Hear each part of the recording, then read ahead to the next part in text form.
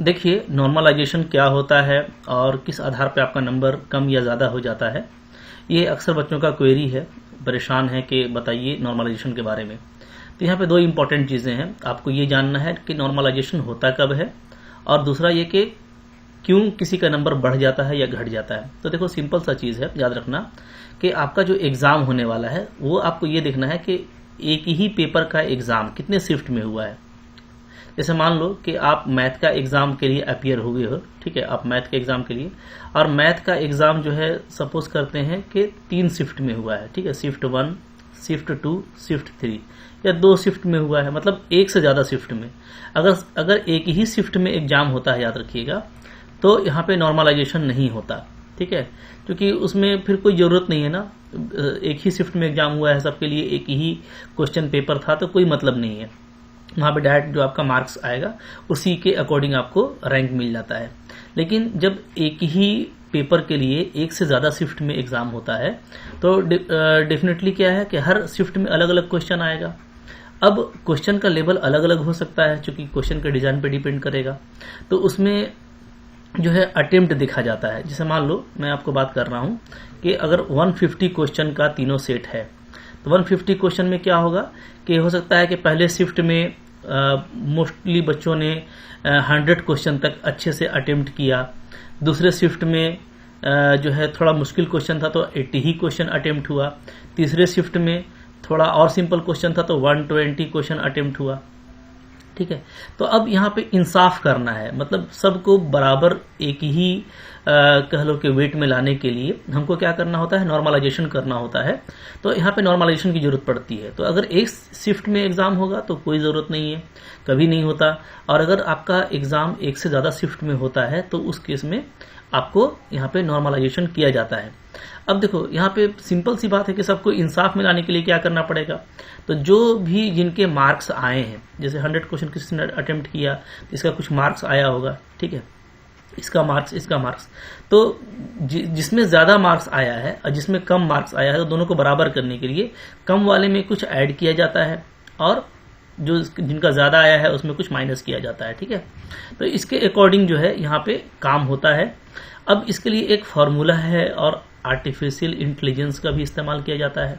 तो आपको कैसे एग्जाम देना चाहिए कि आपका अच्छा नंबर आए, तो इसमें 2-3 बात को ध्यान रखिए। पहला ये कि आप जब क्वेश्चन कर रहे हो ना तो कोशिश कीजिए ज़्यादा से ज़्यादा क्वेश्चन को सोल्व करने का। देखो क्वेश्चन मैं कह सकता हूँ कि 2 तरह का होता है। एक तो आपका देखोगे कि चूंकि आप जब भी सीबीटी पे एग्ज़ाम देते हो, जनरली आपका जो नॉर्मलाइजेशन होता है वो सीबीटी के एग्ज़ाम में होता है, यानी कंप्यूटर बेस्ड टेस्ट पे होता है।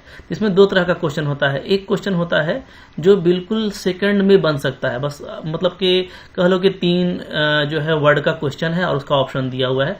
तो कुछ बच्चे अच्छे आईक्यू के होते हैं जो बिल्कुल क्विकली देख करके और सेकंड में रिस्पॉन्स करके हट जाते हैं, जबकि कुछ क्वेश्चन होता है आपका जो थोड़ा सा लेंदी होता है, ठीक है, सेकंड टाइप जो होता है क्वेश्चन का लेंदी, मतलब क्वेश्चन ही आपका 3-4 लाइन में लिखा हुआ है, ठीक है, और उसके बाद वहां पे फिर कुछ ऑप्शन दिया हुआ है। तो अब ये बताइए कि ये जो 3-4 लाइन है का क्वेश्चन है, इसको पढ़ने में ही कम से कम 3 सेकंड लगेगा। अब कोई बच्चा क्या किया कि गया इस क्वेश्चन को स्क्रीन पे देखा और क्लिक करके हट गया, तो उसका ये जो है गलत फीडबैक है अकॉर्डिंग टू उसका ये गलत वर्क है अकॉर्डिंग टू नॉर्मलाइजेशन, ठीक है। तो अब आप समझो कि भाई इसको कम से कम 3 सेकंड पढ़ने में ही लगता, तो इसका मतलब है कि इस क्वेश्चन पे जो स्क्रीन पे मेरे को ठहरना था वो कम से कम 5 सेकंड 6 सेकंड से ज्यादा ठहरना था। तो ये अलग अलग बच्चों पे डिपेंड करता है, अलग अलग आईक्यू वालों के लिए अलग अलग हो सकता है। तो इंपॉर्टेंट होता है कि कितना क्वेश्चन जनरली अटेम्प्ट किया जा रहा है, ठीक है। तो लेंदी और शॉर्ट क्वेश्चन को मिला करके नंबर ऑफ अटेम्प्ट जो है देखा जाता है। तो मैं आपको सजेस्ट करूंगा कि आप क्वेश्चन को सोल्व करके बनाने का कोशिश करो। जो क्वेश्चन आप जानते हो उसी को बनाओ, या जिसको आप पढ़ रहे हो और आपको लग रहा है कि हाँ ये चॉइस करेक्ट हो सकता है उसको आप करेक्ट कीजिए। लेकिन ऐसा नहीं कि बहुत लेंदी क्वेश्चन है और आप उसको बस देखो, और तो इससे दो नुकसान होता है। एक ये भी देखा गया है कि जब इस तरह का बच्चा का एटीट्यूड होता है कि बस क्वेश्चन देखो और कोई भी बोगस जो है उसमें ऑप्शन मार दो, गेस कर लो, तो नया नया फार्मूला अपनाते हैं बहुत लोग, ठीक है, बहुत लोग जंतर मंतर भी करते हैं, तो उन सब का नहीं होता एग्जाम में, ठीक है। अब देखो एग्जाम काफी जो है इंटेलिजेंट टेक्निक से लिया जाता है, तो उनका नहीं होता।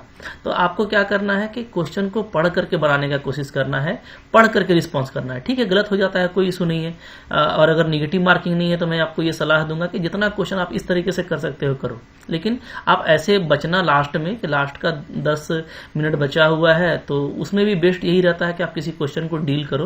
लेकिन अगर आपके पास में कोई क्वेश्चन डील करने का नहीं है तो कम से कम आप उसमें पढ़ो और पूरा कोशिश करो कि जो करेक्ट ऑप्शन है वहां तक आपका दिमाग जाए, ठीक है।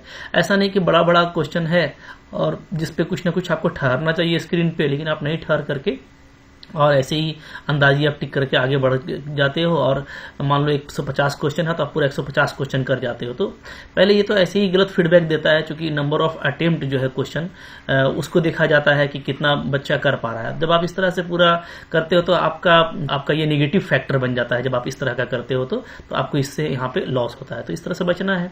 तो यही मेरा सजेशन है कि आप क्वेश्चन को पढ़िए, पढ़ करके कीजिए, ठीक है, और जितना ज्यादा से ज्यादा हो सकता है बनाइए, कोई इशू नहीं है। लेकिन इन बातों का ध्यान रखिए कि क्वेश्चन को पढ़ना चाहिए, पढ़ करके देना चाहिए, और कोई जरूरी नहीं है कि हम 150 क्वेश्चन करके आए। आप ईमानदारी से 120 125 क्वेश्चन तक जाते हैं, ठीक है, ठीक है। इसमें कुछ आपका रॉन्ग भी होता है तो कोई इशू नहीं है, आपका मार्क्स फाइनली अच्छा आने का पूरा चांसेस रहेगा, ठीक। और ये आपके सब्जेक्ट पे डिपेंड करता है कि आपका सब्जेक्ट कैसा है और एग्जाम में क्वेश्चन जो है वो किस लेवल का आया है। मान लो अगर किसी आप आर्ट्स या किसी आप लैंग्वेज पेपर से हो और उसमें क्वेश्चन ही सारे सिंपल सिंपल आए हैं, तो आप उसमें फिर 150 में 150 क्वेश्चन भी कर सकते हो, क्योंकि आप देखोगे कि ऐसे पेपर में फिर जो कट ऑफ है वो 98-99% भी चला जाता है। तो ये जो मैं बात कर रहा हूँ ये मैं मैथ के लिए एक एग्जाम्पल देकर के बात कर रहा हूँ। तो आपका क्वेश्चन किस लेवल का है, उसमें कितना अटेम्प्ट जा सकता है, ये आपको पता चल ही जाता है, क्योंकि आप जब एग्जाम देते हैं तो आप जो है 3 घंटे में जितना कर सकते हैं उतना ही कर पाएंगे।